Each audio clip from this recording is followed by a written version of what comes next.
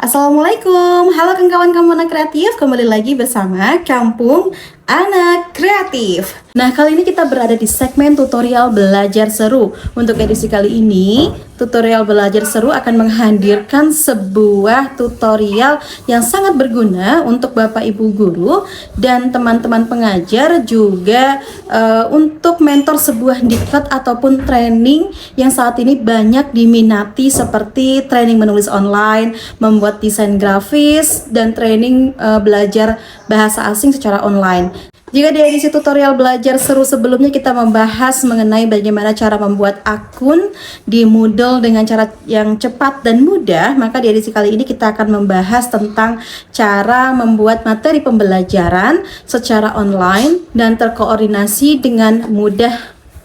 Nah, kita membutuhkan sebuah platform untuk pengolahan LMS atau Learning Management System. Salah satunya kita bisa menggunakan Moodle kembali, yaitu moodlecloud.com, yaitu sebuah platform pembelajaran daring yang cukup banyak diminati karena memang moodlecloud.com ini mudah diakses oleh siapa saja dan secara cuma-cuma. Baik, kita langsung saja simak tutorial untuk membuat LMS di moodlecloud.com berikut ini.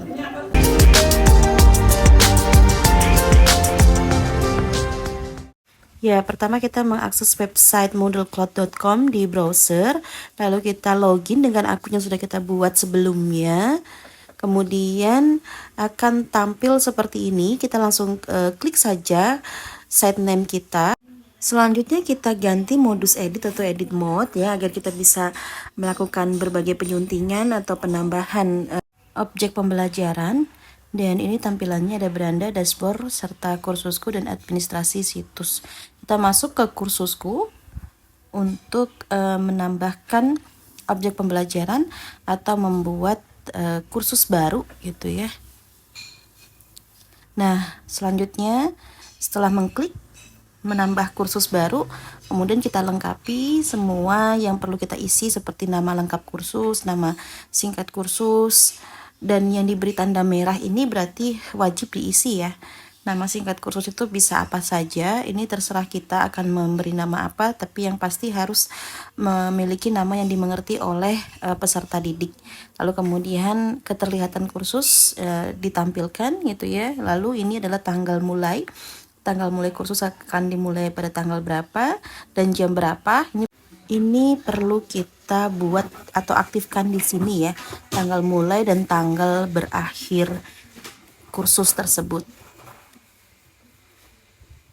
Begitupun dengan jamnya, jangan lupa jamnya pun ini juga sangat penting karena akan menjadi acuan bagi peserta didik. Lalu kemudian nomor ID kursus, ini terserah ingin diisi apa, yang pasti tadi ya dimengerti oleh peserta didik, termasuk deskripsi juga perlu kita jelaskan tentang gambaran apa sih mengenai kursus tersebut. Selanjutnya kita bisa menambahkan cover ya, cover dari kursus tersebut, jadi akan ditampilkan seperti apa nanti ketika pertama kali peserta didik melihat seperti ini, hingga dengan gambar atau cover yang menarik akan membuat peserta didik lebih tertarik lagi untuk belajar.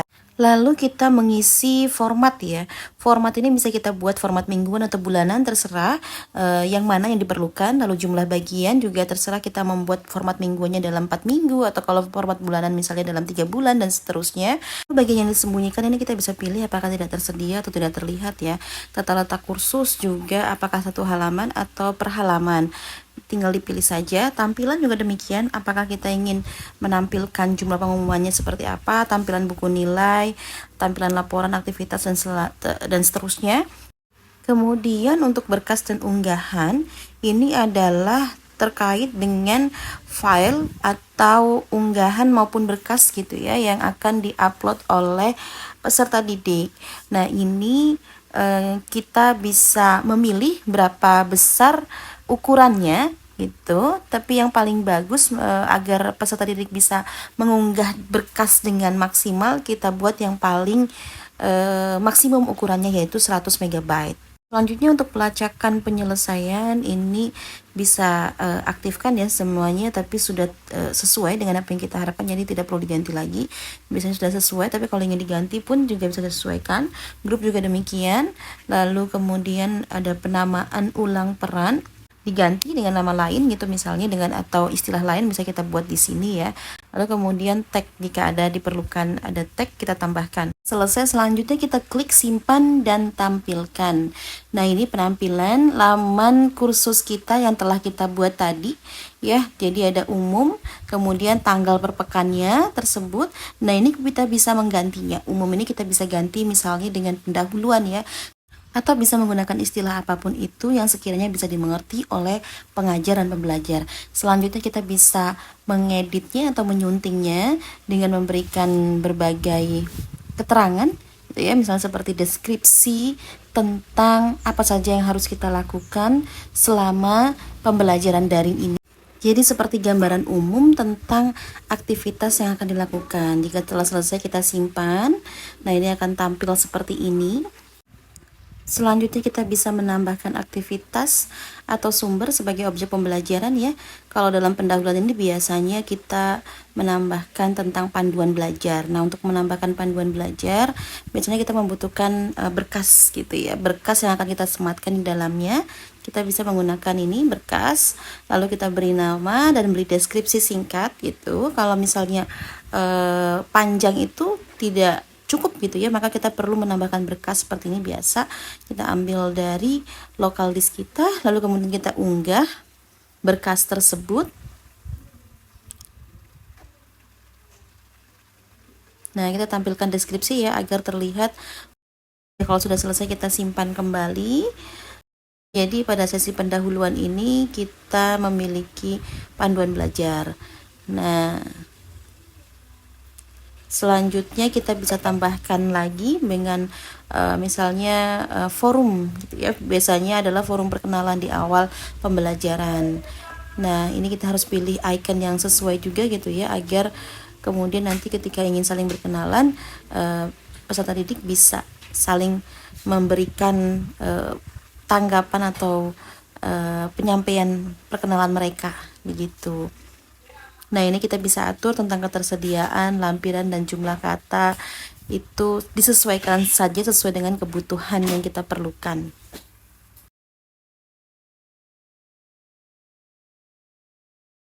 Tentang ketersediaan ya, ini apakah akan disediakan sampai dengan akhir sesi pembelajaran atau hanya pada saat pendahuluan saja, bisa diakses oleh peserta didik untuk saling berkenalan dan sebagainya. Itu kita bisa batasi itu di ketersediaan ini. Kita pilih tanggalnya, disesuaikan saja sesuai dengan yang kita butuhkan. Kalau sudah, kita ke bawah lampiran dan jumlah kata ini juga bisa kita atur sesuai dengan tadi ya kebutuhan yang diperlukan, jumlah maksimum lampiran gitu ya. Tapi kalau hanya sekedar forum perkenalan tidak perlu lampiran pun tidak apa gitu ya, tergantung dari apa yang kita inginkan. Lalu berlangganan dan pelacakan, ini kita bisa atur juga penguncian diskusi, ambang batas kirim untuk memblokir, penilaian seluruh forum, penilaian dan sebagainya. Ini kita bisa atur sesuai dengan apa yang kita butuhkan, tapi biasanya inisiasi dari pengaturannya sudah sesuai gitu ya. Tapi kalau memang perlu diganti, silakan diperbaiki, disesuaikan dengan yang kita butuhkan. Kalau sudah selesai, kita klik kirim pemberitahuan perubahan konten, lalu simpan dan kembali ke kursus. Akhirnya kita selesai untuk membuat sesi pendahuluan dengan panduan belajar dan forum perkenalan. Kita lanjut ke sesi berikutnya. Ini kita bisa berikan nama atau istilah dengan apapun itu ya, bisa sesi 1 dan sesi seterusnya, atau bisa pekan 1 dan seterusnya, atau misalnya kalau menggunakan bulan juga bulan 1 dan seterusnya. Kalau di sini saya menggunakan istilah pekan 1, pekan 2, pekan 3 dan pekan 4, dan saya membuat sesi pembelajaran tersebut selama 4 pekan gitu ya, menggunakan istilah pekan agar mudah dimengerti saja. Ini kita bisa lakukan perubahan nama semua sekaligus gitu ya, baru nanti kita ganti satu persatu, kita edit satu persatu. Nah, misalnya untuk pekan 1 kita lakukan pengeditan mulai dari ringkasan gitu ya, ringkasan atau gambaran atau sapaan gitu bisa ya, sapaan dari pengajar kepada siswa tentang apa sih yang perlu dilakukan di pekan 1. Nah, ini jika dibutuhkan pembatasan akses, misalnya hanya bisa diakses di sesi 1, kita bisa buat di situ, atau jika tidak perlu ada pembatasan tidak perlu dibuat.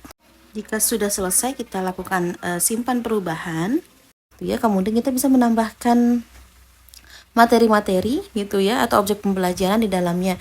Biasanya itu yang pertama kita lakukan adalah menambahkan kehadiran, menambahkan absensi di pekan ini gitu ya. Kita bisa menggunakan tadi icon kehadiran. Lalu kemudian kita bisa melakukan penyuntingan terhadap nama kehadiran ini, bisa menggunakan istilah kehadiran pekan 1 atau absensi atau apapun itu. Lalu kemudian termasuk deskripsi juga kita bisa menambahkan di dalamnya. Itu di sini kita bisa men-setting nilainya seperti apa, jika hadir seperti apa, jika tidak hadir seperti apa, kita bisa tentukan di sini. Kategori penilaian juga demikian, nilai kelulusan kita bisa mengaturnya, kemudian pengaturan modul umum dan seterusnya kita bisa sesuaikan sesuai dengan yang kita perlukan. Kemudian terkait penyelesaian aktivitas, tag, kompetensi, dan pembatasan ekstra itu sama juga seperti yang sudah kita lakukan sebelumnya, itu disesuaikan saja sesuai dengan apa yang kita butuhkan. Jika telah selesai, kita klik kirim pemberitahuan perubahan konten, lalu simpan, dan kembali ke kursus. Setelah itu kita masih bisa menambahkan aktivitas yang lainnya di pekan 1 ini, misalnya seperti menambahkan berkas tentang materi yang akan kita tampilkan untuk peserta didik. Seperti biasa, kita juga perlu menambahkan deskripsi tentang materi tersebut dan kita mengunggah filenya atau berkasnya seperti ini. Jika sudah, kita bisa melengkapi mengenai tampilan, pengaturan modul umum, kemudian ada pembatasan akses, penyelesaian aktivitas, tag, dan kompetensi sesuai dengan yang kita butuhkan. Lanjut untuk disimpan dan kembali ke kursus. Kita masih bisa menambahkan objek pembelajaran lain. Kalau di sini saya bisa menambahkan URL atau alamat link dari materi pembelajaran, misalnya seperti video pembelajaran. Jadi biar bervariatif gitu ya materi pembelajaran yang akan diakses oleh peserta didik. Itu ada materi berupa teks, ada juga berupa video ataupun yang lainnya yang sekiranya bisa membuat peserta didik lebih tertarik dan tidak mengalami kebosanan. Nah, ini di pekan 1 kita sudah memiliki objek pembelajaran seperti kehadiran, berkas materi, dan URL materi berupa video. Selanjutnya masih kita bisa tambahkan objek pembelajaran lain. Di sini kita bisa menambahkan misalnya kuis atau latihan. Nah, seperti biasa kita perlu mengisi atau melengkapi pengaturan yang ada, misalnya seperti nama dari objek pembelajaran tersebut, kemudian deskripsinya, lalu kemudian jika itu kuis atau latihan biasanya kita perlu melengkapinya dengan pertanyaan. Untuk yang lainnya seperti waktu pengerjaan, kemudian nilai dan sebagainya, kita bisa isi sesuai dengan yang kita inginkan. Caranya sama ya, seperti yang sudah kita lakukan di objek pembelajaran yang lainnya, itu persis. Kita mengaktifkan tanggalnya untuk membatasi waktu pengerjaan, kemudian nilainya akan seperti apa dan sebagainya. Kita bisa atur semuanya satu persatu. Begitupun dengan tata letak, perilaku soal, opsi ulasan, tampilan, save exam browser, dan seterusnya. Kita bisa mengaturnya sesuai dengan yang kita perlukan. Jika sudah selesai, simpan dan kembali ke kursus. Ini dia untuk pekan 1 kita sudah memiliki kehadiran pekan 1, materi 1, kemudian video pembelajaran, latihan untuk objek pembelajarannya. Nah, untuk latihan sendiri kita perlu melengkapinya dengan soal-soal ya. Caranya dengan mengetik tadi, latihan, tambahkan soal seperti ini, lalu klik tambah soal baru atau dari bank soal atau soal acak sesuai dengan yang kita perlukan. Kemudian kita juga bisa memilih model-model atau jenis-jenis soal tersebut, apakah pilihan ganda atau esai atau jawaban singkat. Itu bisa kita memilih di antara satu. Nah, ini saya memilih soal pilihan ganda.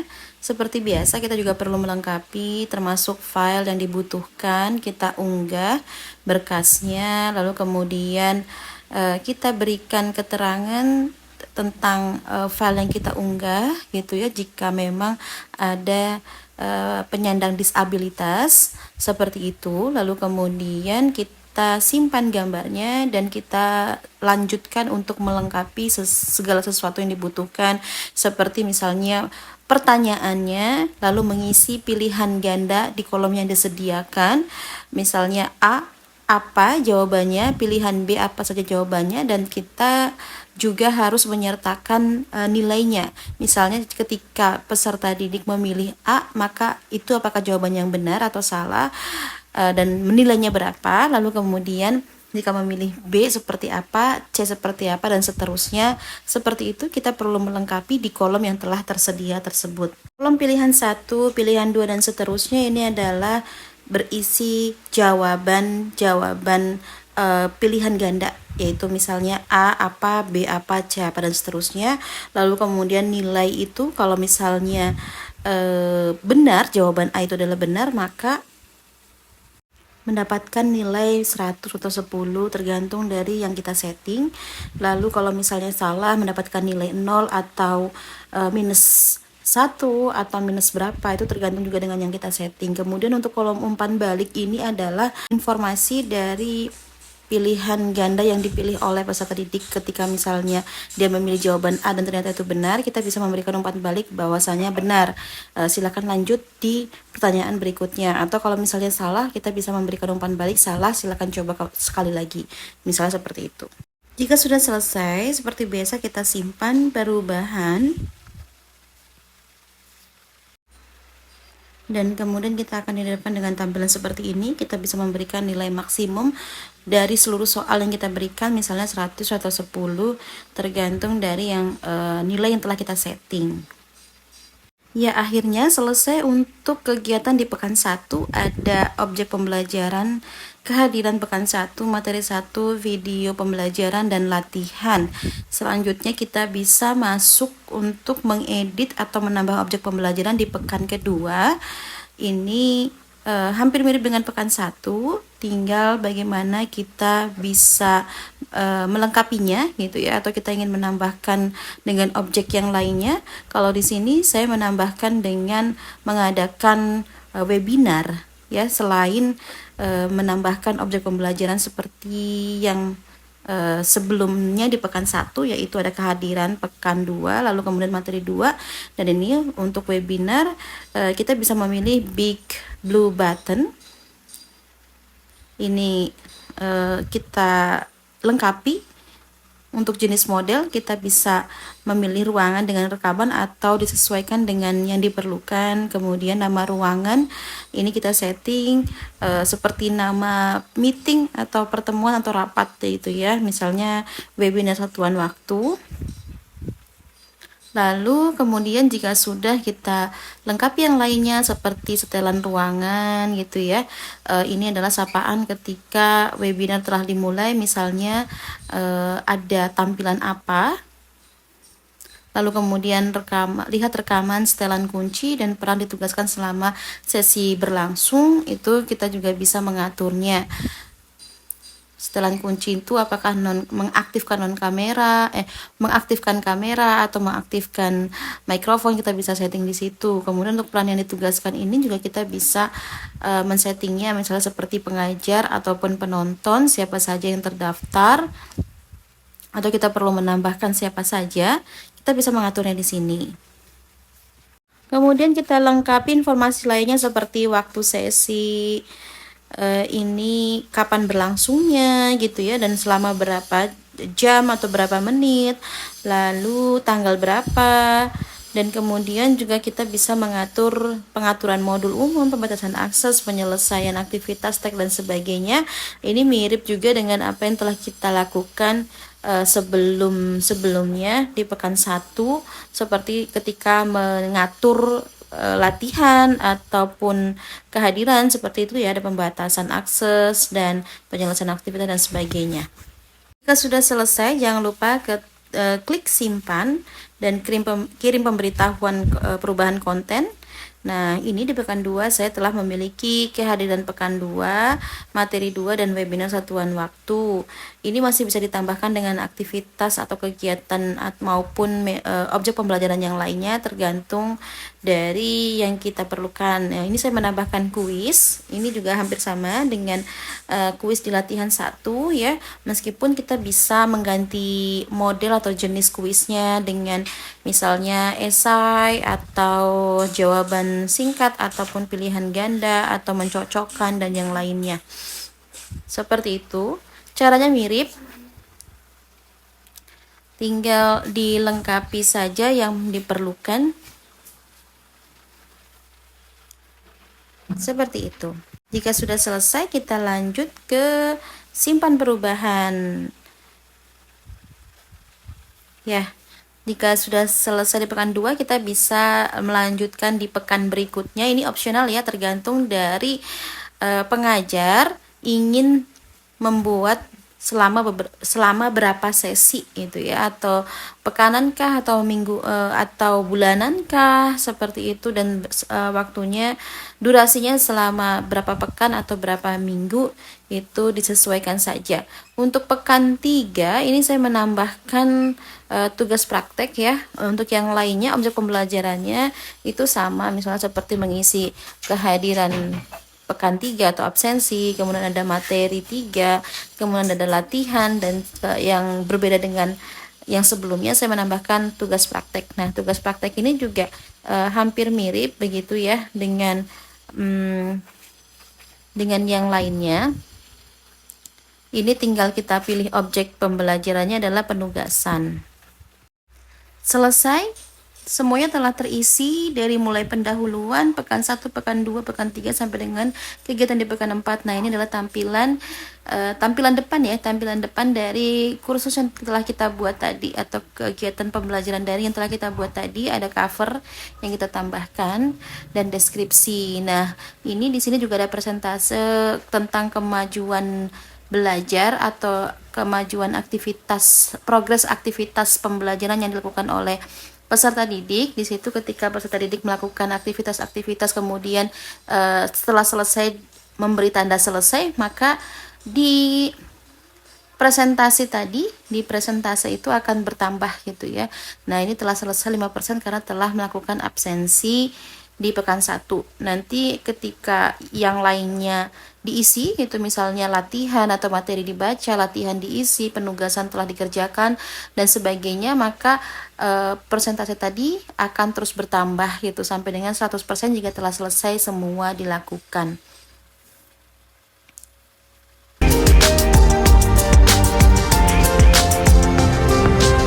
Ya, cukup mudah ya. Jadi kita tidak perlu lagi repot untuk melakukan interaksi pembelajaran dengan peserta didik secara daring, karena kita cukup menggunakan semua fasilitas yang ada di moodlecloud.com dan mengelolanya dalam satu platform tersebut, mulai dari absensi, pemberian materi, pemberian tugas, lalu kemudian juga evaluasi atau penilaian. Baik, sampai di sini tutorial belajar seru kita kali ini. Semoga bermanfaat. Sampai berjumpa kembali di tutorial belajar seru berikutnya dengan pembahasan yang lebih menarik lainnya bersama Kampung Anak Kreatif. Wassalamualaikum.